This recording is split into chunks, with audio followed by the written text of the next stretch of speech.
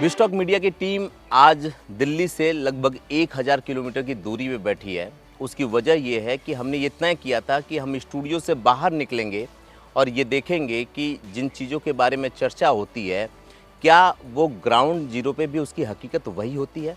और इसीलिए आज हम मध्य प्रदेश के निमाड़ क्षेत्र के बड़वानी ज़िले में बैठे हैं। बड़वानी वो ज़िला है जहाँ कहते हैं कि आदिवासी बाहुल्य क्षेत्र है और शुरू से पिछड़ा रहा है और इनकी लड़ाई जल जंगल ज़मीन की रही है। मध्य प्रदेश के बारे में तो कई बार आपने भी सुना होगा, लेकिन बड़वानी क्षेत्र पिछले 4-5 सालों से बहुत चर्चे में है।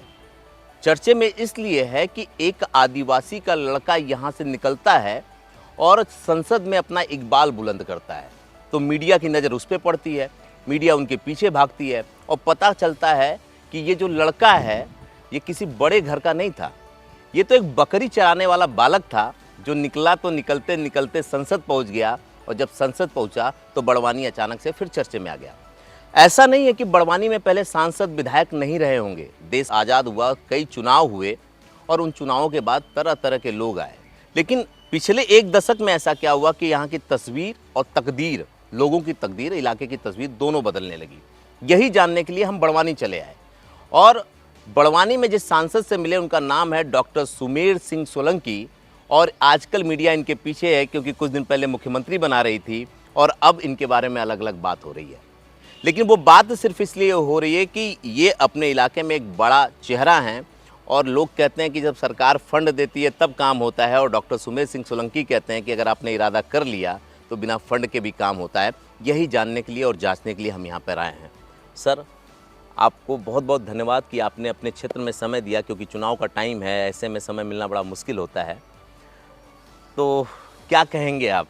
सबसे पहले तो आपकी पूरी टीम का मैं अभिनंदन करता हूं और मैं ये कहूं कि मेरे आदिवासी भाइयों और बहनों की भाषा में तो मारा भाषा न भणस्या तो मैं यहाँ रखीन कैमरा लेना आया और कैमरा लेना आज मारा जिला का जे पूरी देशों में रखीन देखाने की तैयारी कर रहा। तुम सबों का जे मैं 2 हाथ जुड़े राम राम भी करो और स्वागत भी करो। भाई सब लोग कहते हैं दिल्ली में जब आपसे मिलते हैं कि क्या सच में आप आदिवासी परिवार से हैं, उस क्षेत्र से हैं? एक बार एक पत्रकार सज्जन ने मुझे कहा कि आप सचमुच में आदिवासी हो क्या? लगते तो नहीं हो। मैंने कहा कि जब एक आदिवासी को अच्छी शिक्षा मिलती है और वो परिश्रम करता है तो उसके अंदर निखार आता है और ये शिक्षा का ही चमत्कार है कि मैं आप जैसा दिख पा रहा हूँ आज। लेकिन आज भी मेरे आदिवासी समाज के हजारों लाखों भाई और बहन हैं जो जंगलों में रहते हैं जी, पहाड़ों में रहते हैं। उनकी दशा और दिशा सुधारने के लिए हमें अभी भी काम करने की ज़रूरत है और मैं उसी दिशा में काम कर रहा हूँ कि वे सब भी अच्छी शिक्षा प्राप्त करके इस देश के अंदर मुख्य धारा में आए और अपना जीवन बदले। क्या ये सही है कि आप बकरी चराते थे या मोटर बाइंडिंग की दुकान पे काम करते थे, आपकी शिक्षा रुक गई थी, लेकिन आप डॉक्टरेट हैं, ये तो सत्य है? मैंने उस पत्रकार को जिसने मुझसे पूछा कि आप आदिवासी हो क्या, मैंने उसको कहा कि ऐसा करिए, मेरे से पूछोगे तो शायद मैं झूठ बोल सकता हूँ, लेकिन आप आज ही कैमरा उठाइए, मैं आपको किराया देता हूँ और आप मेरे गांव पहुँचिए सीधे और मेरे गांव के उस तमाम आदिवासी भाइयों और बहनों के बीच में जाइए, मेरे माता पिता से मिलिए, मेरा घर देखिए, उसके बाद आपको उसका जवाब आप मिल जाएगा।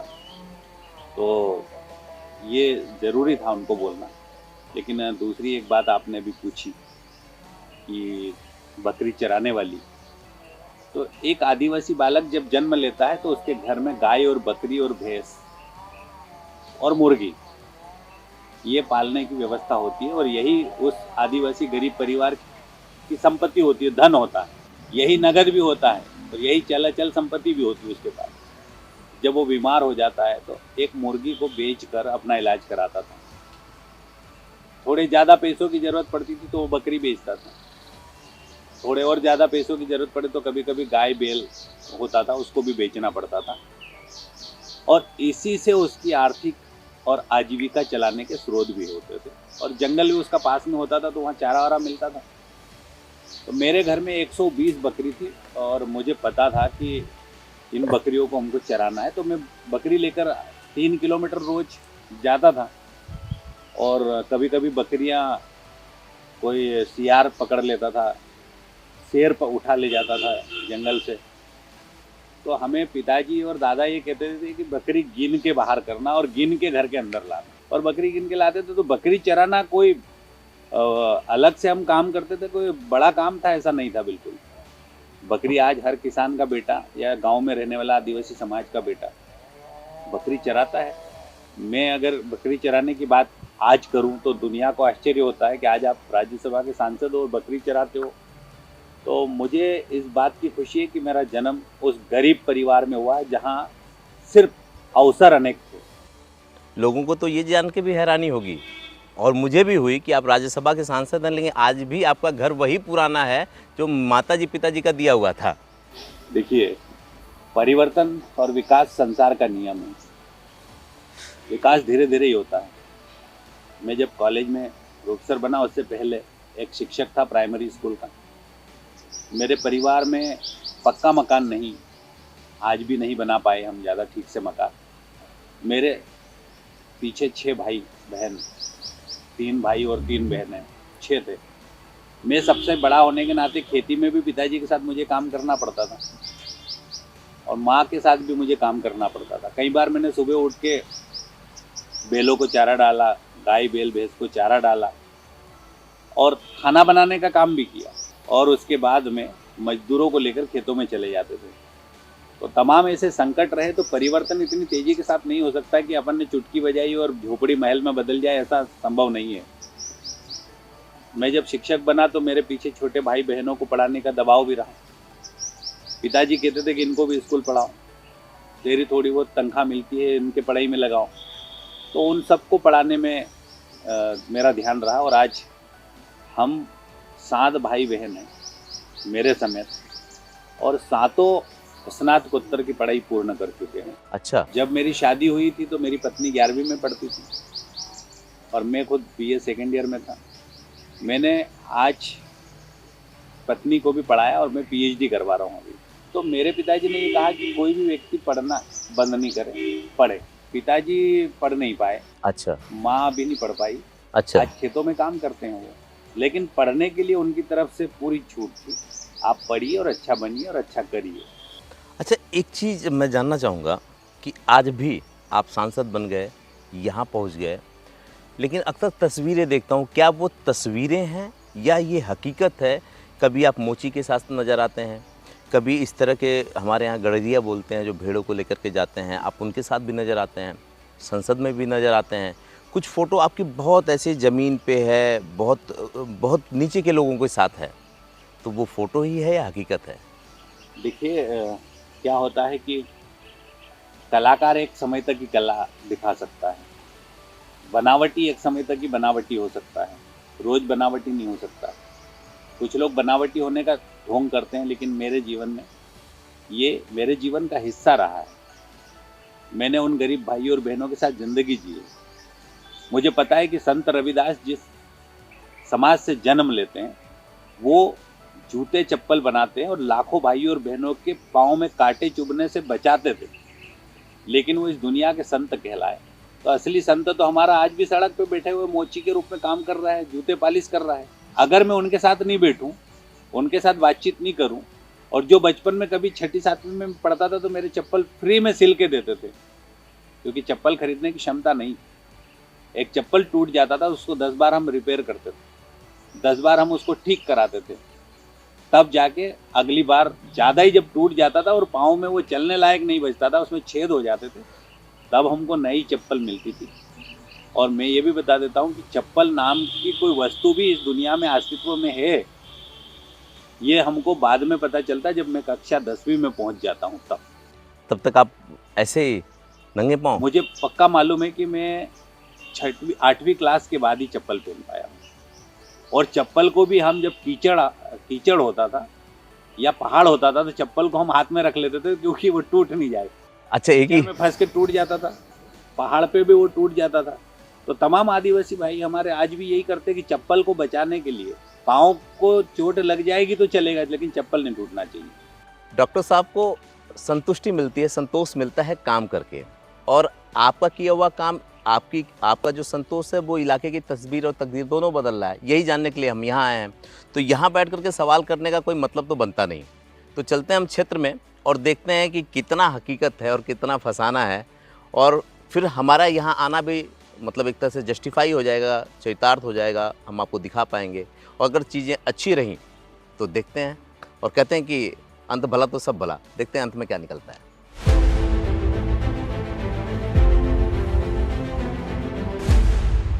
हम लोग हकीकत को जानने के लिए निकल चुके हैं, लेकिन जब घर से निकले तो एक रास्ता हमें मिला, एक सड़क मिली जो करीबन 18 किलोमीटर दूर की है। और ये जो सड़क है वो शहर मुख्यालय तक जाती है। इसके पीछे एक बड़ी कहानी है।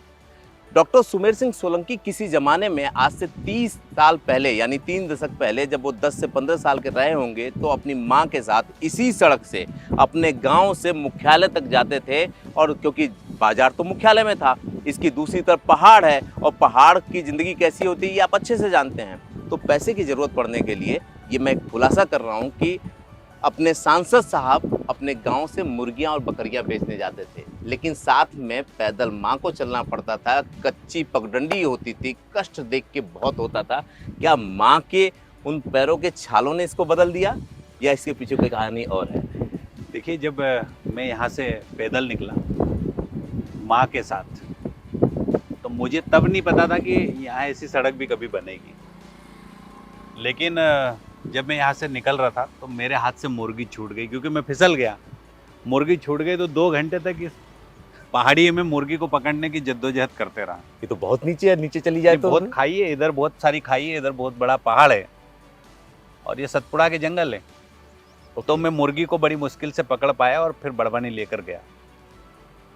ये बात 35 साल पुरानी है।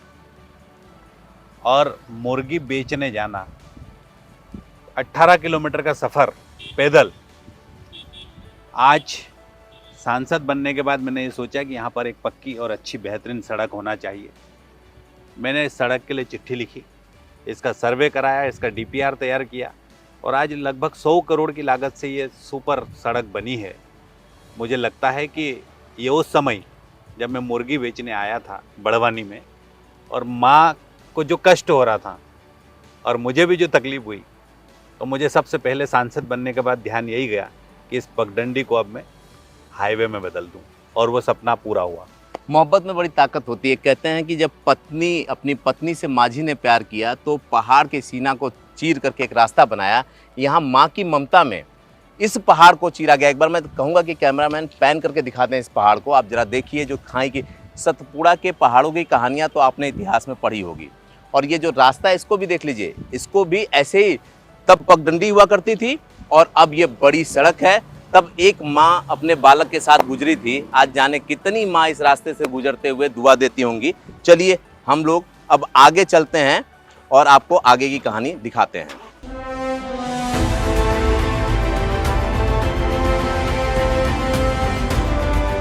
ये गुलाब दादा छे हमरो, और गुलाब दादान घर ये वाला है पुराना मकान। ये पुराना मकान, ये तिरपाल डाल के, ये पन्नी डाल के, और साथ में ये मिट्टी डली। इधर आओ देखो, ये मिट्टी की कहानी सुनाता था ना, मैं यूं ही नहीं सुनाता था। ये पूरी है।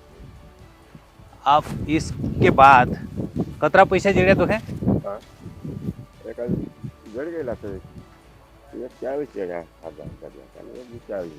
40,000 एक्कावा, 40,000 एक्कावा। 2 बार 40-40 हज़ार की किस्त मिली है, तब ये मकान बना पा रही है। ये प्रधानमंत्री आवास है, ग्राम अम्बा पानी है ये। और गुलाब दादा, अगर ये पैसे नहीं मिलते तो मकान बनता कि नहीं? नहीं है तो क्या पैसा नहीं जड़ता तो घर बनता कि नहीं? कभी नहीं बन सकता था। ये पीड़ा है देश में है। आप बताइए कि बड़वानी मुख्यालय अभी ज़्यादा दूर नहीं है, सिर्फ 10 किलोमीटर दूर है। अगर हम सड़क, बिजली, पानी नहीं दे पाए तो कहीं गिरे। आओ घर दिखाता हूँ मैं।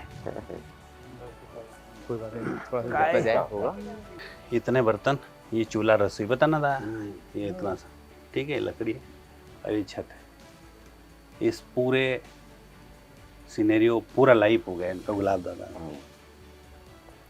पूरी लाइफ में भी हम अगर इनको मकान नहीं बना के दे सकते तो क्या बना के देंगे, क्या कर सकते हैं?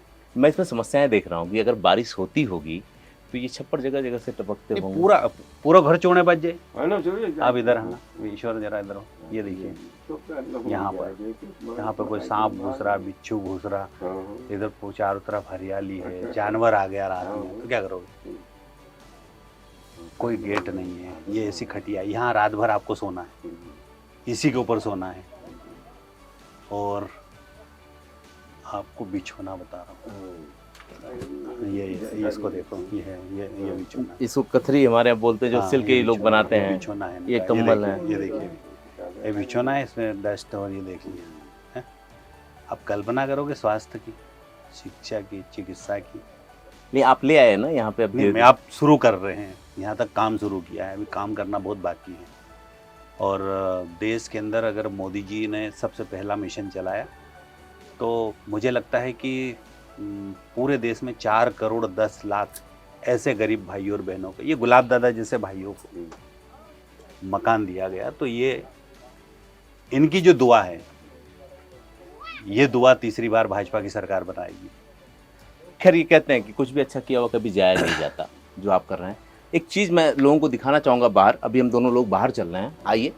ये हमारे गुलाब दादा के घर में आए थे। ये हमारा रास्ते में दूसरा पड़ाव था, और मैं आपको एक चीज़ दिखाना चाहूँगा कि मैं कहूँगा कि कैमरा फुल फ्रेम में खोला जाए और आप गाड़ी वाले को रोक देखेंगे लेना कि एक झोपड़ी है, टूटी फूटी सी, बड़े ज़माने से आस लगाए कोई बैठा था कि कुछ पैसे हों तो पक्के मकान बने, क्योंकि इन्होंने ईंट का मकान, सीमेंट का मकान नहीं देखा था। दादा, कितनी उम्र हो गई? 80 साल, 70 साल? सोचा था कभी बन जाएगा मकान? बन जाएगा नहीं। कैसे बना? पहले घर बन जासे ऐसा लागलो तो कि यार इन्हीं खोपड़ी जाके पाकलो घर बन जासे ऐसा लागियो कि नहीं लागियो? कौन बनाए ना आईपीओ? सरकार, मोदी बाबू बनाए ना आईपीओ। सरकार। मैं सरकार की तारीफ नहीं कर रहा हूँ, लेकिन जो दिख रहा है ना उसको आप निगलेक्ट नहीं कर सकते, इग्नोर नहीं कर सकते। ये कच्चा मकान बनता हुआ, ये पक्का मकान जो प्रधानमंत्री आवास योजना के तहत मिल रहा है। और जब इस पहाड़ पे आप जाएंगे तो जगह जगह ऐसे मकान आपको मिलेंगे, एक तरफ झोपड़ी, दूसरी तरफ पक्का मकान। जहाँ झोपड़ी के साथ पक्का मकान दिख जाए तो समझिए कि उस इलाके के नेताजी ने थोड़ा बहुत काम किया है। 80,000 रुपये पूरा लेकर के यहाँ तक आए हैं। यही है, है। आप विजुअल में देख रहे होंगे कि आपको इस तरह की चीजें दिख रही होंगी।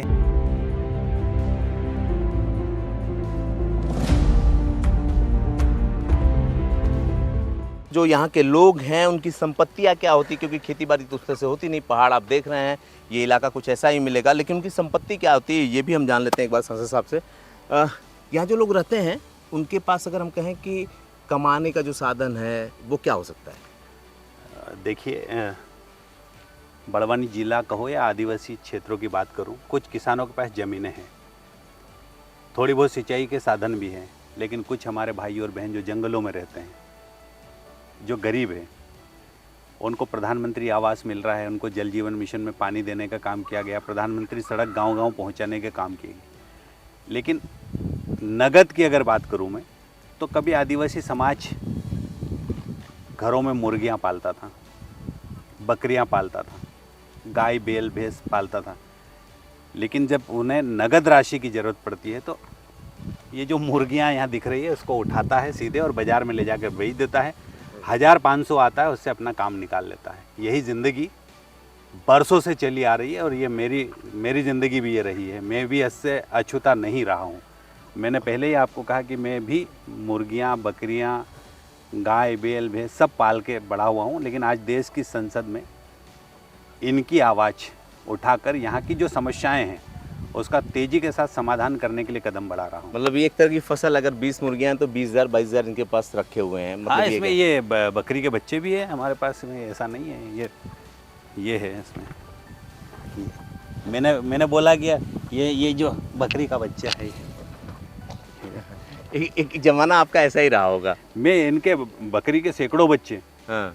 बकरियां पालना, उनके बच्चों को रखना, उनको ठीक से नहलाना, उनको धुलाना, तैयारी करना, ये सब चलते रहा है। ये हमारी ज़िंदगी का हिस्सा है, ये आदिवासी समाज से अलग नहीं हो सकता। चलिए आगे के सफ़र पे चलते हैं और आपके गांव तक चलते हैं। हम आपके गांव ही चलना है ना? हाँ, गांव चलेंगे। आपके गांव चलते हैं।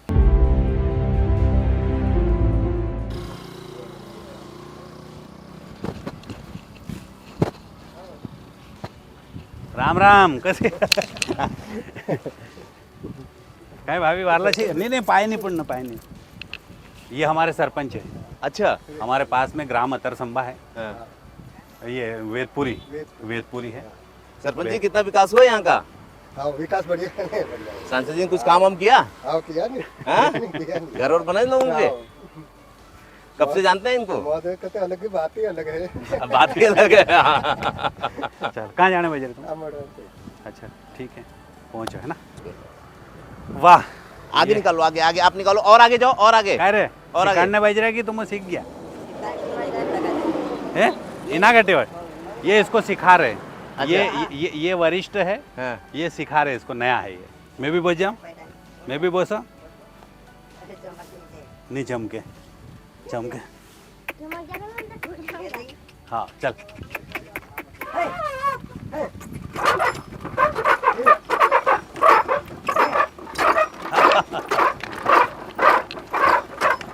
बस बस बस गिर रहे।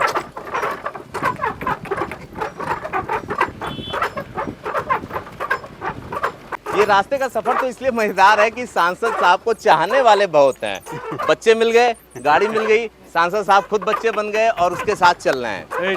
इनकी बहुत सी तस्वीरें और वीडियो जो इस तरह के देखने को मिलते हैं, उसके पीछे वजह यही है कि इनके जानने वाले बहुत हैं और यही वजह है कि बच्चों के बीच में बच्चे बन जाते हैं, गांव वालों के बीच में गांव वाले। मार रही है ना। ये हम रियलिटी चेक करने निकले हुए हैं। चलो, और जब रियलिटी चेक करने निकले चलो और अपना सांसद विधायक जिसको टीवी में मोबाइल में देखते हो वो अगर इनके बीच में हो तो बच्चे तो पकड़ ही लेंगे। खैर सफर लंबा है, गांव की तरफ चलते हैं। चलो और देखते हैं गांव के लोगों का क्या कहना है इनके बस बारे में। बस 2 जना बच जाओ, एक ये सफर और वो एक वो सफर, इस सफर से उस सफर तक। उस सफर तक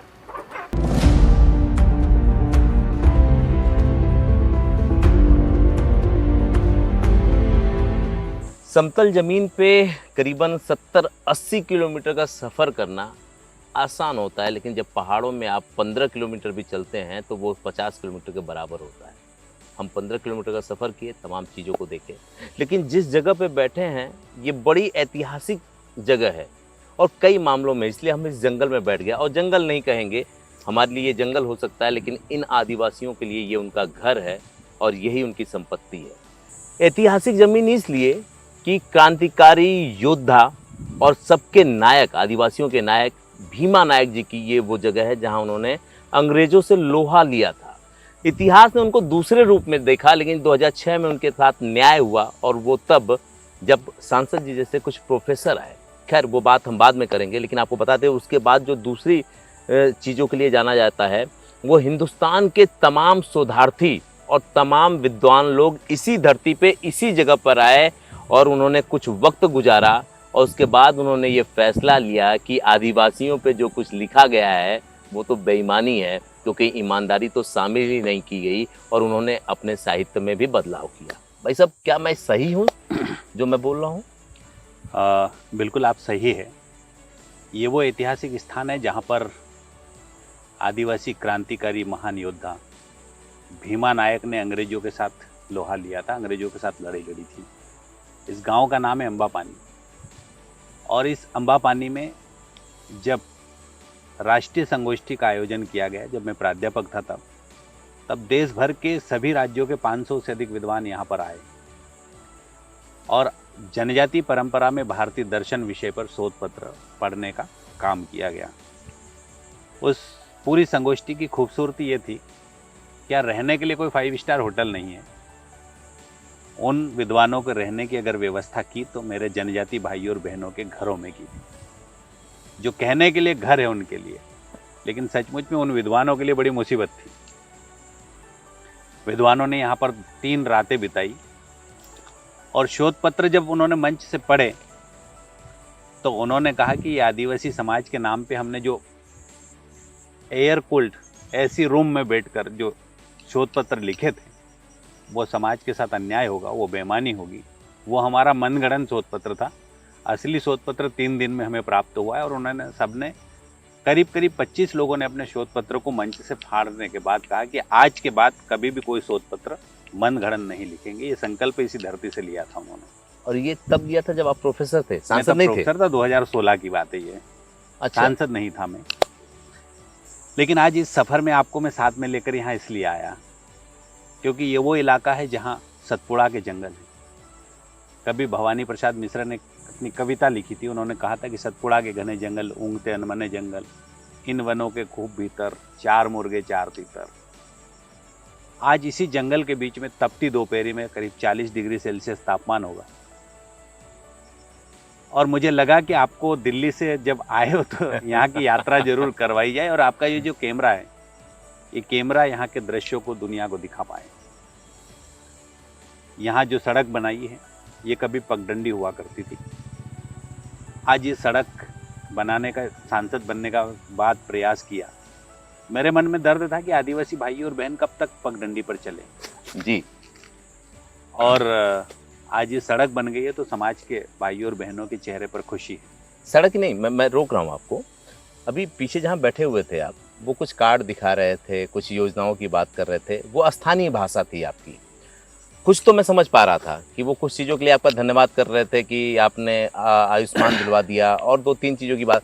क्या क्या वो योजनाएं, कुछ तो हमने रास्ते में देखा, लेकिन वो कौन कौन सी? देखिए, उन्होंने कहा वो मेरे सब समाज के बंधु हैं, मैंने जिनके साथ बचपन बिताया। उन्होंने जो कार्ड हमें निकाल कर दिखाया था वो आयुष्मान भारत योजना का कार्ड था। वो कहते हैं सिर्फ कि ये इलाज का कार्ड है, इससे हमको 5 लाख रुपए तक का इलाज मिलता है। बरसों हो गए किसी ने फिक्र नहीं करी, लेकिन हमारी सरकार आई तो इसकी चिंता की गई और हर गरीब भाई और बहन को 5 लाख रुपए तक के इलाज की गारंटी दी गई।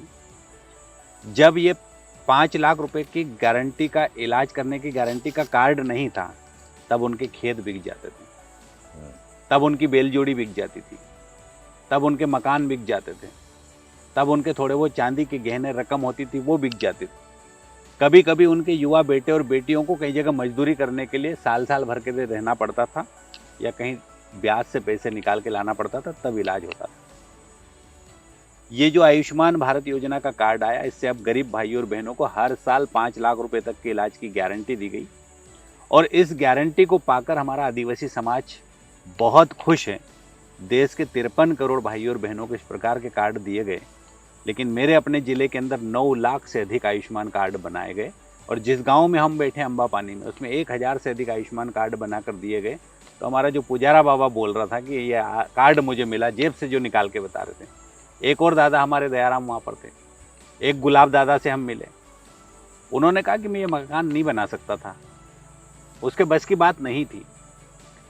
बारिश जब होती थी तो मकान टपकता था, गलता था, रात भर खटिया सरकाते थे, गोदड़ी गीली हो जाती थी, कोई ने पूछा नहीं। जब ये मुसीबत पड़ती थी तो घर ढकने के लिए वो मार्केट बाजार जाते थे और पन्नी लाते थे, तिरपाल लाते थे। तिरपाल सस्ती मिलती थी, उससे घर ढाकते थे, उसके ऊपर रेत और मुरम डालते थे। आपने भी देखा, मैंने आपको दिखाया अभी, ताकि वो उड़े ना। उसके पास में प्रधानमंत्री आवास बन रहा है, तीसरी किस्त जब आएगी तो उसकी छत डलेगी। लेकिन ऐसे करोड़ों मकान अभी इस देश में बन चुके हैं और आखिरी फेज में ये मकान भी पूरे बनेंगे। वो कहता है कि रात में जब बच्चे कहते हैं कि बाबा घर की छत टपक रही है, तो बाबा कहता है कि कबीलू टूट गया है, ये ठीक नहीं हो सकता है। फिर बच्चे कह रहे गोदड़ी गीली हो रही, तो बाबा कहते खटिया सरका लो।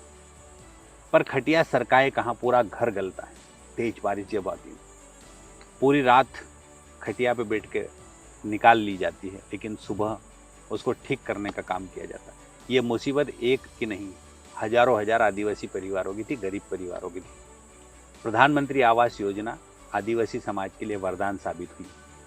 देश में 4 करोड़ 10 लाख मकान बने, मध्य प्रदेश के अंदर 44 लाख मकान बने, मेरे ज़िले के अंदर 1,25,000 से अधिक मकान बने और जिस पंचायत में हम बैठे हैं वहाँ 400 से अधिक मकान बनाकर देने का काम किया। इसलिए सबका साथ सबका विकास करने वाली पार्टी के साथ आदिवासी समाज का विश्वास जुड़ा है। वैसे सबका मकान तो बना के दिया आपने, लेकिन मैंने सुना अपने लिए कोई मकान नहीं बनाया, और जिस मकान में माता जी पिताजी रहते हैं उसको हम देखना चाहेंगे।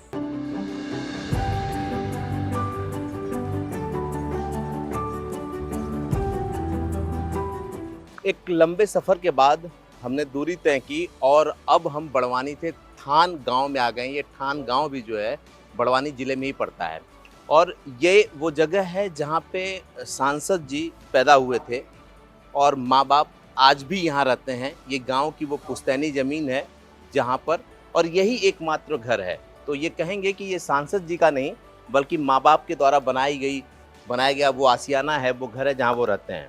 ये हम जिस परिसर में हैं ये बैठका बना हुआ है। ये टीन सेट है जिससे इसको बाकायदा बनाया गया है, 2 पंखे लगे हैं। ये सामने घर है और यहाँ एक अच्छी सी तस्वीर सांसद साहब की लगी हुई है और मुझे लगता है कि ये पार्लियामेंट के दौरान की होगी या जब जा रहे होंगे, क्योंकि इस तरह की तस्वीरें उनकी वहाँ देखने को मिलती हैं।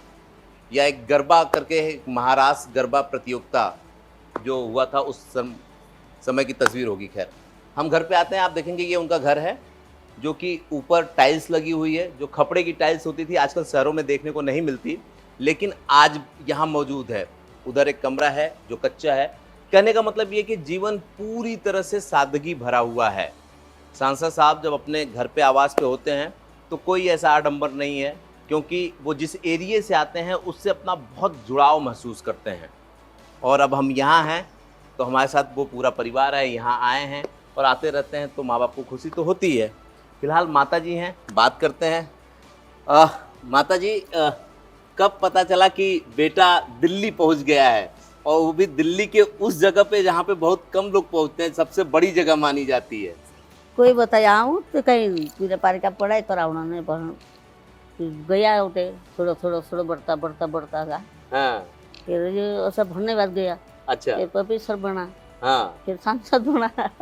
बहुत मेहनत किए होंगे प्रोफेसर। मेहनत बहुत करना पड़ा। मेहनत बहुत करना पड़ता ना। आप कभी सोची थी कि लड़का एक गांव से निकल करके और दिल्ली पहुंच जाएगा? दिल्ली पर जाए सनी सोचा नहीं। हाँ।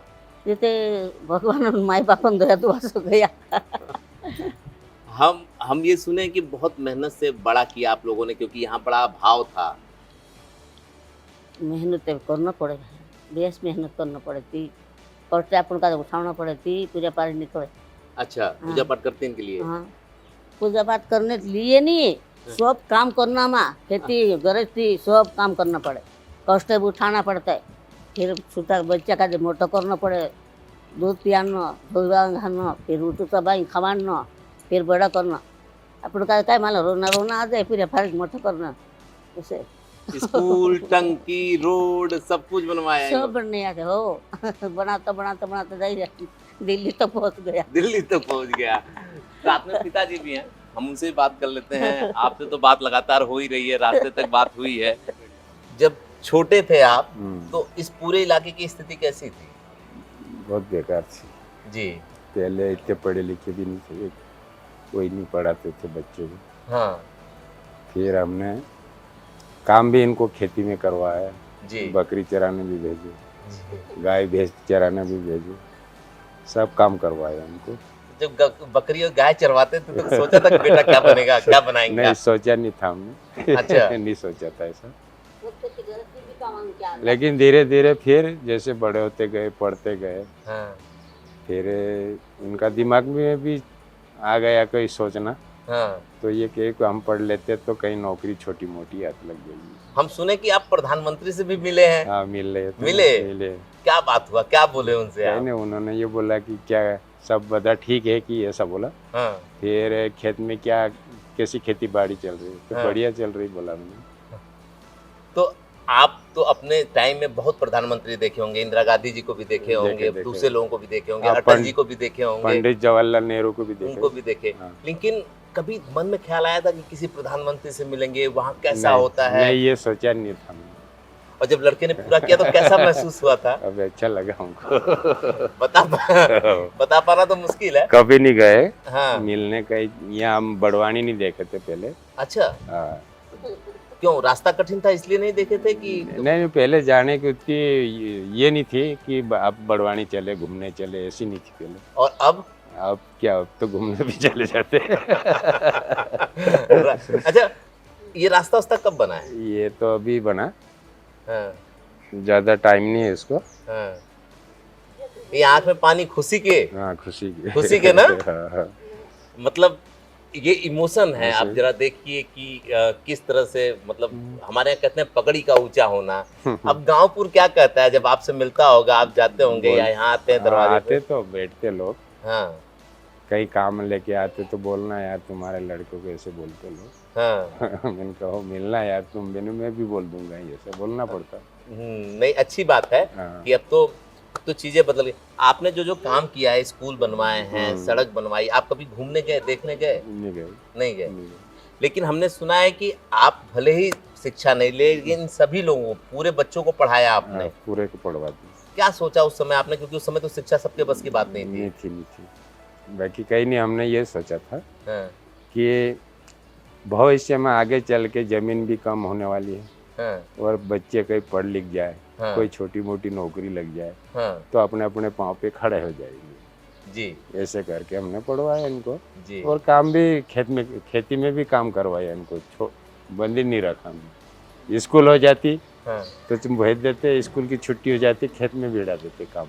अच्छा। ऐसे करवाते थे इनको। अब तो बेटा बड़ा हो गया, अब भी काम बताते हैं कि ये काम कर दो, नहीं कर दो, अब कोई काम करो। अभी नहीं करते, हाँ? अभी करे ये, बाकी इनको टाइम नहीं मिलता अभी। सब करता ये। अच्छा, अरे वाह। सभी चारों भाई करते काम हाँ, खेती के।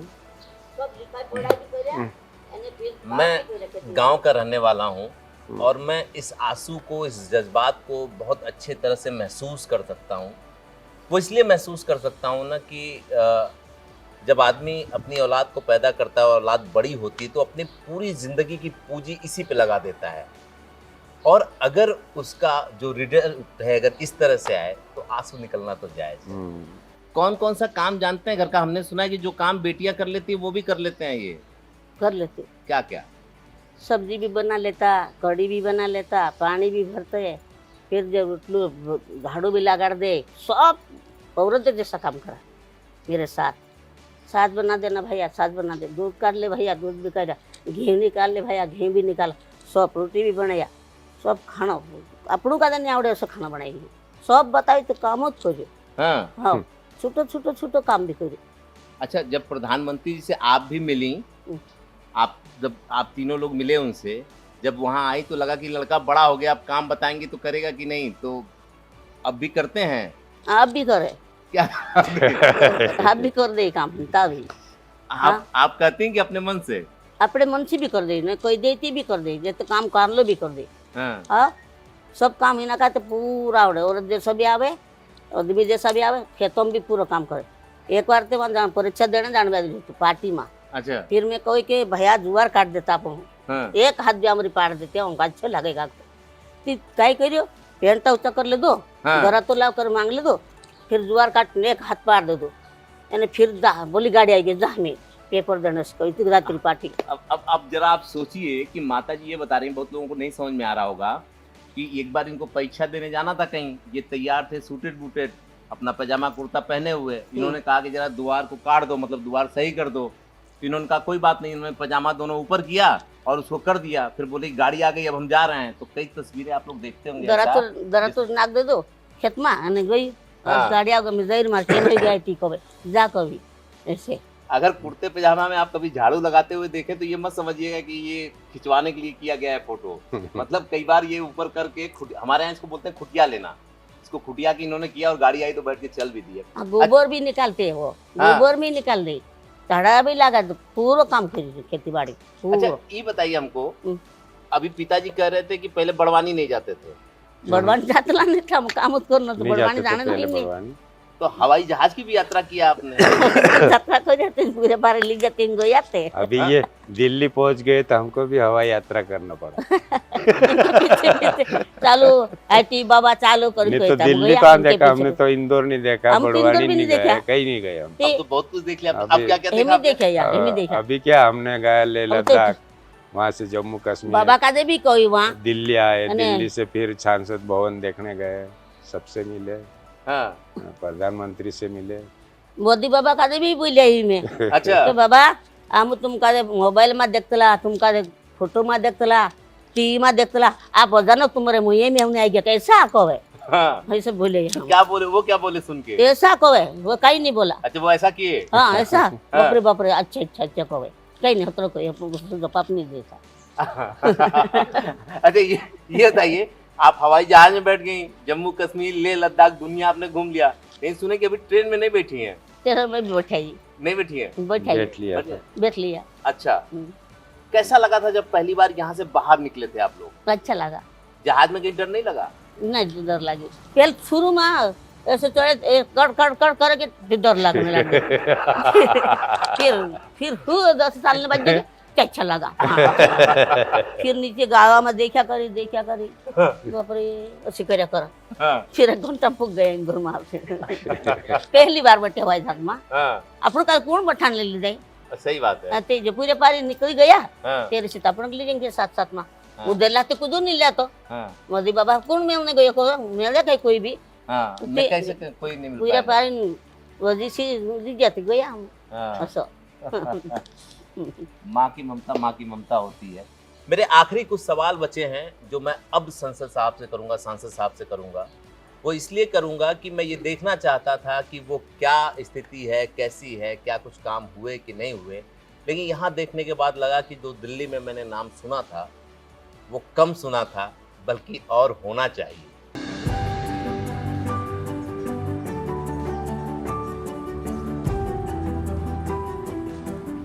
फाइनली हम लोग थान गांव पहुंच गए। माताजी से मिले, पिताजी से मिले। पिताजी भावुक हो गए, आंख में आंसू आ गया। दोस्त मित्रों से भी मिले। दोस्त मित्र मिले तो उन्होंने कहा अरे भाई तेरी तो किस्मत बदल गई, क्योंकि साथ पढ़े हैं। लेकिन उन्होंने ये भी कहा कि मेहनत बहुत किया, विजन था। एक चीज़ जो बची रह गई थी पूछने के लिए, क्योंकि अब तक तो हमने जो कहा, जो पढ़ा, जो देखा वो यहाँ पे ग्राउंड पे दिख गया। और ये भी दिखा, काम तो मैंने 11 राज्यों में किया, लेकिन ये यहाँ पहली बार दिखा कि आदिवासी क्षेत्र कैसा होता है, संघर्ष कितना बड़ा होता है। मेरे हाथ में एक अखबार है और इस अखबार में एक तस्वीर है, आप देखेंगे इस पे, ये देखिए। ये वही तस्वीर है जब इन्होंने पहली बार पार्लियामेंट में शपथ ली थी अपने पद की। और दूसरी तरफ ये तस्वीर है, और ये दूसरी तरफ नहीं बल्कि ये पूरा का पूरा पेज है जिसे अखबार ने भर भर के कवर किया था। वजह ये थी कि इतने पिछड़े इलाके से कोई जाकर के वहाँ पहुँचा था। अब सांसद साहब वहाँ पहुँचे तो इन्होंने वादा भी किया और इन्होंने कहा कि विकास के 16 आयाम तय करेंगे, निमाड़ के भविष्य की दशा और दिशा। निमाड़ मतलब वो क्षेत्र जिसमें कई जिले आते हैं, उसी में से एक जिला आपका भी है, बड़वानी। तो ये वादों का क्या रहा, बाकी तो हमने देख लिया। देखिए, कोई भी व्यक्ति जब किसी जगह पर पहुंचता है तो एक रोड मैप बनाता है, एक विज़न तैयार करता है। और जिसके मन में बचपन से विज़न हो, सोच रखा है कि मेरे क्षेत्र को इस प्रकार से बदलना है मुझे, तो फिर संकल्प लेना पड़ता है। और संकल्प को पूरा करने के लिए, उसको सिद्ध करने के लिए अथक परिश्रम भी करना पड़ता है। वो मैं गांव से लगा के दिल्ली तक मैंने हर प्रकार का प्रयास किया कि मेरे क्षेत्र को जो सौगातें आज दिनांक तक नहीं मिली है उसको दिलाना। निमाड़ में अगर हम मोटे तौर पे देखें तो खरगोन भी आता है, बड़वानी भी आता है, खंडवा आता है, धार जिला मालवा में आता है, अलीराजपुर, झाबुआ, ये मेरे वो आदिवासी ज़िले हैं जहाँ हमारे आदिवासी भाई और बहन निवास करते हैं। इनकी परेशानियाँ, इनकी मजबूरियाँ मैंने बचपन से देखी है। मुझे लगा कि यहाँ पर क्या बेहतर हो सकता है। तो जब कोरोना चल रहा था तो मैंने एक रोड मैप तैयार किया, एक विज़न के साथ में। और मैंने ये तय किया कि पर्यटन के क्षेत्र में हमारा जो इलाका है बहुत पिछड़ा है। सरदार सरोवर परियोजना का जो बैक वाटर है वो 250 किलोमीटर से अधिक लंबा नर्मदा जी में आया हुआ है। और अगर इस पर जहाज चलाया जाए तो पर्यटन के क्षेत्र में बड़ा उठाव आएगा और विकास भी होगा। और स्टैच्यू ऑफ यूनिटी तक जहाज चलाने के लिए मैंने प्रधानमंत्री जी से मांग की, जिसका सर्वे प्रारंभ हो गया है, टेंडर हुए हैं। और बहुत जल्द ये सपना भी पूरा होगा कि लोग बड़वानी, खरगोन के और पूर्वी मध्य प्रदेश के और पूर्वी भारत के लोग जब स्टैच्यू ऑफ यूनिटी देखने के लिए गुजरात जाएंगे तो वो जल मार्ग से जाएंगे। और ये जल मार्ग करीब 265 किलोमीटर है। दूसरा, मैंने हमेशा ये सोचा कि इंदौर और भोपाल जैसे बड़े शहरों में जब जाना पड़ता है तो महंगे शहर है ये, और वहाँ रहना आदिवासी बेटे और बेटियों के लिए, विद्यार्थियों के लिए सबसे कठिन काम है। हमारे यहाँ के कोई माता पिता अपने बच्चों को इंदौर या भोपाल नहीं पढ़ा सकते हैं। तो मैंने ये मिशन चालू किया। प्रोफेसर होने के नाते, एक शिक्षक होने के नाते मेरे मन में ये दर्द था कि निमाड़ में विश्वविद्यालय स्थापित करवाऊंगा। मैंने डॉक्टर मोहन यादव जी और हमारी सरकार, जो पहले माननीय मुख्यमंत्री शिवराज सिंह चौहान रहे, उन सब से लगातार पत्राचार किया और जाकर उनसे लगातार संपर्क करते हुए बात की। तो इसी साल निमाड़ में टंट्या मामा विश्वविद्यालय की स्थापना हुई है और उसके लिए 170 करोड़ रुपए स्वीकृत भी कर दिए गए और उसका शुभारंभ भी हो गया है। ये दूसरा काम महत्वपूर्ण था जो हमारी सरकार के माध्यम से हुआ है। मैंने मेडिकल कॉलेज की मांग को सदैव सर्वोच्च प्राथमिकता में रखा। देश के माननीय प्रधानमंत्री मोदी जी से मैं जब भी मिला तो मैंने मेडिकल कॉलेज की उनसे मांग की, पत्राचार किया, स्वास्थ्य मंत्री भारत सरकार से भी अपील की, उनको भी पत्र लिखा। पहली बार निमाड़ के इन 5 जिलों में, खरगोन में मेडिकल कॉलेज की स्वीकृति प्राप्त हुई और धार जिले में मेडिकल कॉलेज की स्वीकृति प्राप्त हुई। ये मेरे कार्यकाल में 2 साल के अंदर स्वीकृत होना, ये अपने आप में बड़ी उपलब्धि है और ये इस उपलब्धि से मेरे क्षेत्र के भाइयों और बहनों को लाभ मिलेगा। ये दूसरा, मध्य प्रदेश लोक सेवा आयोग की परीक्षा देने के लिए जब बच्चों को इंदौर जाना पड़ता था तो मैंने सोचा कि मध्य प्रदेश लोक सेवा आयोग के अध्यक्ष से चर्चा करूं और उसका परीक्षा केंद्र बड़वानी में स्थापित किया जाए। तो उसकी स्वीकृति भी मुझे प्राप्त हुई और वो परीक्षाएं प्रारंभ हो गई यहाँ पर होना। जब कानून की पढ़ाई की बात आती थी तो हमको भोपाल और इंदौर के चक्कर लगाना होते थे।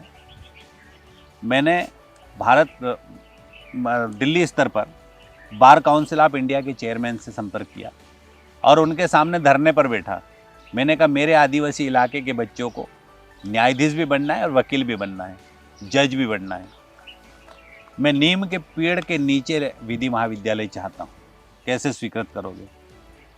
हर नियम को शिथिल करने की उनसे अपील की, विधि मंत्री से बात करी भारत सरकार के, और अंततः मुझे सफलता मिली कि बड़वानी में विधि महाविद्यालय स्वीकृत हुआ। मध्य प्रदेश सरकार ने उसके लिए 8 करोड़ रुपए स्वीकृत किए, 10 एकड़ जमीन भी दी और आज वो कॉलेज प्रारंभ हो गया है।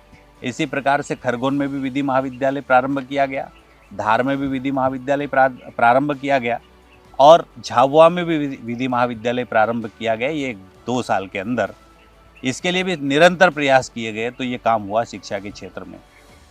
मुझे ऐसा लगा कि ऑनलाइन एग्ज़ाम सेंटर अब तकनीकी युग के हिसाब से बहुत ज़रूरी हो गया है जी। उसके लिए भी इंदौर और भोपाल के चक्कर हमें लगाना पड़ते थे। तो मेरे गरीब भाइयों और बहनों से मैंने आग्रह किया कि इसके लिए भी हमको काम करना होगा और इसको भी हमने निरंतर प्रयास किया। तो हमारे यहाँ पर ये जो ऑनलाइन एग्ज़ाम सेंटर है वो भी स्थापित हो गया है और वो भी प्रारंभ होने वाला है। कुछ ही दिनों बाद उसका भी रिबन काटा जाएगा। तो बड़वानी में अब लोग ऑनलाइन एग्जाम दे सकते हैं। जो दूरस्थ शिक्षा के तहत हमारे भोज मुक्त विश्वविद्यालय का रीजनल सेंटर, एक मिनी विश्वविद्यालय बड़वानी में स्थापित किया है। 5 करोड़ रुपए उसके लिए भी स्वीकृत हुए हैं। उसका सेंटर जब प्रारंभ किया तब मैं महाविद्यालय में प्राध्यापक था। अच्छा, उसका पहला डायरेक्टर मैं ही था। अच्छा, जब 150 रुपए के बैनर से वो स्टार्ट किया गया, लेकिन आज 10 करोड़ का काम उसके अंदर प्रारंभ हो चुका है और ये फाइनल स्तर पे अगले 1-2 साल में पहुंच जाएगा। शिक्षा के क्षेत्र में निरंतर जो कार्य किए जा रहे हैं, नीट एग्ज़ाम सेंटर की बात करूं, ऑनलाइन एग्ज़ाम सेंटर की बात करूं, डिस्टेंस एजुकेशन की बात करूं या पीएससी के प्रशिक्षण केंद्र की बात करूं, शिक्षा के क्षेत्र में निमाड़ के बेटे और बेटियों को कभी भी बड़े शहरों में महंगे खर्चे पे पढ़ना नहीं पड़ेगा। उतनी सुविधाएं हो गई। बस अब बारी इतनी सी है कि हमारे क्षेत्र में रेल आ जाए और रेल के लिए मैंने रेल मंत्री जी से 10 बार संपर्क किया है और 10 बार मुझे आश्वासन भी मिला है, लेकिन 10वीं बार में मुझे एक सफलता ये मिली है कि सर्वे प्रारंभ हो गया है और उसके लिए बजट का आकलन कर लिया गया है, डीपीआर बना दी गई है। प्रधानमंत्री जी से जब बात की गई तो उन्होंने कहा कि 2029 में तुझे एप्लीकेशन नहीं देना पड़ेगी, 2029 में ये रेल प्रारंभ हो जाएगी यहाँ पर, ये उन्होंने कहा। बड़ा काम है ये। तो ये जो काम किए गए, इसके अलावा नहरों के माध्यम से गाँवों में सिंचाई की जहाँ बात करें तो मेरा ये विकास खंड है। इस विकास खंड के अंदर एक गंधावल गांव है जहां 100 करोड़ से अधिक का बड़ा एक तालाब बनाया गया। 70 करोड़ रुपए में नहरें यहाँ गोइन, लोअर गोई से लगा के अन्य जगह पर बनाने का काम किया गया। लेकिन जब मुख्यमंत्री शिवराज सिंह चौहान थे तो लिफ्ट इरिगेशन में 140 करोड़ रुपए की परियोजना स्वीकृत कराकर 25 से अधिक पंचायतों में लिफ्ट इरिगेशन के माध्यम से नर्मदा जी का जल पहुंचाने का काम भी किया गया। ये इसी अवधि में सर्वे करके किया गया। ये मैक्सिमम काम 2 साल में किए गए हैं।